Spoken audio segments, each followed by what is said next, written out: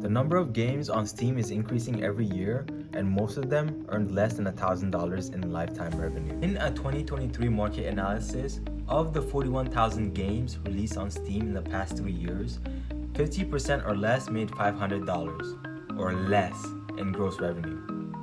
As of 2023, there are currently 71,000 games on Steam, 67% of which have a lifetime revenue of less than $5,000. More than half of all titles have never made more than $1,000. Only 13.4% of titles made between $5,000 and $50,000, and 5.6% reached over $200,000 in gross revenue. This is less than 2,300 projects. Ladies and gentlemen, it's tough to be in the games industry right now. But what's going on?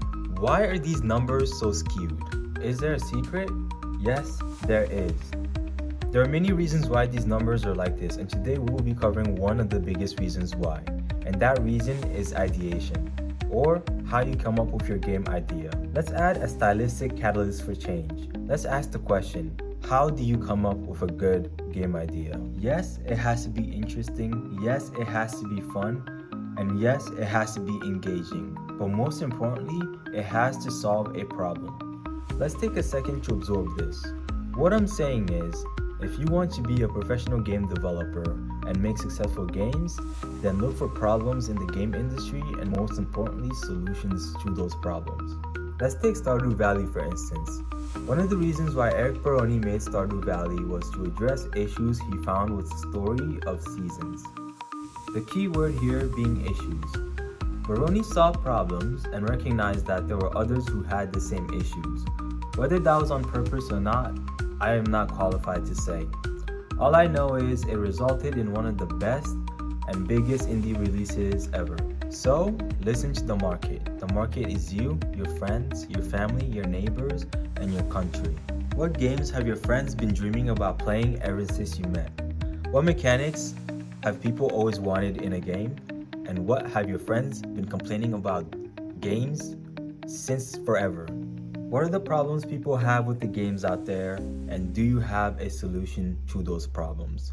If you successfully identify a solution to a problem and find that there is no game out there that solves that problem, then you have successfully identified a gap in the market, a gap that you can fill. And if you manage to do so, the market would reward you favorably. If you are making a new game, then please ask yourself, what problem or problems is my game solving? And if you are currently working on a game, then please identify the problems that your game is solving and monopolize on that. A great exercise for this is using the lean canvas. You can find a template for this online or using a tool like Miro. It really gets you thinking about what you're doing and why you're doing it. Ladies and gentlemen, thank you for watching this far. I hope this video gave you great insight on how to come up with a game idea from an entrepreneur's perspective. Hello, my name is Nabil Tagba. I'm the founder of Fantastic XR AI, a company made with the goal of bringing magic to the world. For us, there were two problems that we were solving. The first was dreams. When we were younger, we used to watch these TV shows and movies about heroes who would go on amazing adventures, slaying dragons and uncovering strange mysteries.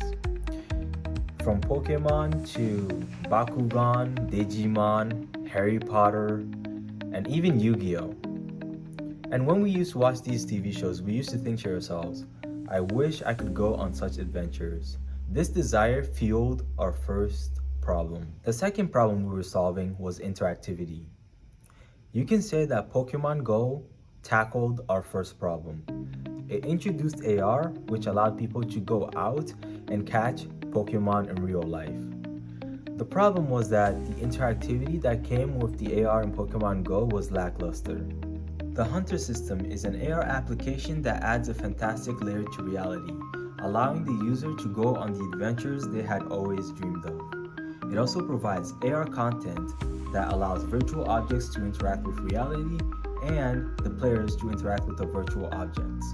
We have physics and monsters that actually stand on the ground, as well as the spells being able to hit the monsters, the walls, and the floor around you. The plan is to have real-time combat with strategy elements. I honestly can't wait to make and show you guys what we have planned. I wish we could do this faster, but unfortunately Anise and I are full-time college students, so surprisingly schoolwork keeps us busy. Recently, we've been going through G Alpha and even graduated. G Alpha is a program held by Generator, which is an accelerator. We're hoping to move on to G Beta, where we could be looking at potential funding. Another cool thing we're doing is we're working with Rehab Ranger, which is a startup started by a close friend of mine. We're basically gamifying his application to help stroke patients with their recovery. This is another cool example of how you could solve problems with your games. You can make games to help sick patients or school children with their learning. Some books that may help you are The Lean Startup and 0 to 1. And for game design, there is Level Up. I think this one was made by the designer behind God of War as well. Anyways, thank you, and I'm so tired. Have a good rest of your day. As always, if you liked the video, then leave a like, and if you hated the video, then smash that dislike button not once but twice. Don't forget to subscribe, and have a good rest of your day, guys.